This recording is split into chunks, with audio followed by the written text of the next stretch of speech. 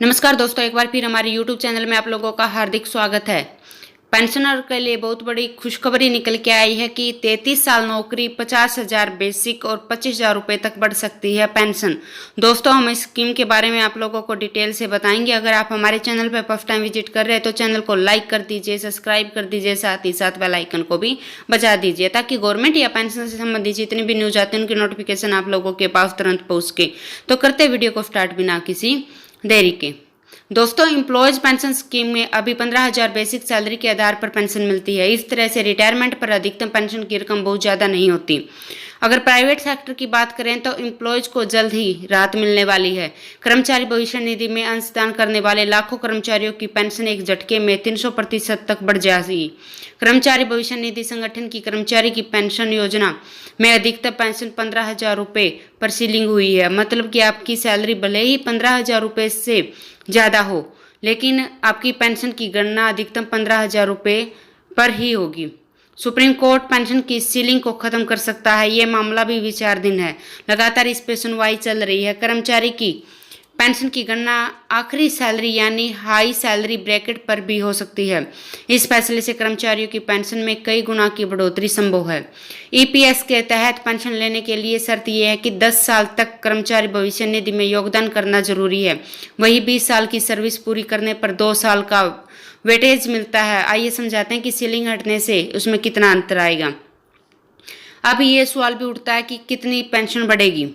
मौजूदा व्यवस्था के मुताबिक अगर एक एम्प्लॉयज 1 जून 2015 से कहीं नौकरी कर रहा है और अगर वह 14 साल नौकरी पूरी करने के बाद पेंशन लेना चाहता है तो उसकी पेंशन की गणना 15,000 रुपये पर ही होती है, भले ही कर्मचारी 20,000 रुपये बेसिक सैलरी में या फिर 30,000 रुपये हो।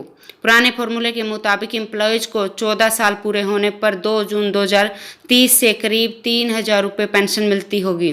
पेंशन की गणना का फॉर्मूला सर्विस हिस्ट्री गुणा में 15,000 बटे में 70 होता है। लेकिन अगर पेंशन की सीलिंग को ख़त्म कर दिया जाए तो उसी एम्प्लॉयज़ की पेंशन बढ़ जाएगी। मान लीजिए कि किसी एम्प्लॉयज़ की सैलरी 20,000 रुपये है तो पेंशन का जो फॉर्मूले की गणना पर उसकी पेंशन 4,000 रुपये हो जाएगी। 20,000 गुणा में अगर 14 बटे में 70 करते हैं हम तो 4,000 रुपये आती है। इसी तरह से उसकी बेसिक सैलरी कितनी होगी उसे उतना ज़्यादा पेंशन में फ़ायदा होगा। ऐसे लोगों की पेंशन में 300% का उछाल आ सकता है। मान लीजिए कि किसी कर्मचारी की नौकरी 33 साल की है तो उसकी आखिरी बेसिक सैलरी 50,000 रुपये है, तो मौजूदा व्यवस्था के तहत पेंशन की गणना अधिकतम 15,000 रुपये की सैलरी पर ही होती है। उसी तरह से जो फॉर्मूला अभी बता रहे थे हम, उसी के हिसाब से ही उसकी सैलरी फॉर्मूले के तहत 7,500 रुपये पेंशन मिलती है। मौजूदा व्यवस्था में ये अधिकतम पेंशन है, लेकिन पेंशन सीलिंग हटने पर आखिरी सैलरी के हिसाब से पेंशन जोड़ने पर 25,000 रुपये पेंशन होगी। तो बता दें कि ईपीएफओ के नियम के मुताबिक अगर कोई कर्मचारी 20 साल या उससे ज़्यादा नौकरी करते हुए लगातार ईपीएफ में अंशदान करता है तो उसके सेवा काल में 2 साल और जोड़ दिए जाते हैं। इस तहत 33 साल की नौकरी पूरी की अगर पेंशन की गणना 35 साल के लिए हुई है तो ऐसे में उन कर्मचारियों की सैलरी में 333% तक इजाफा होगा। तो दोस्तों, आज के लिए इतना ही। मिलते हैं नेक्स्ट वीडियो में। तब तक के लिए जय हिंद, जय भारत।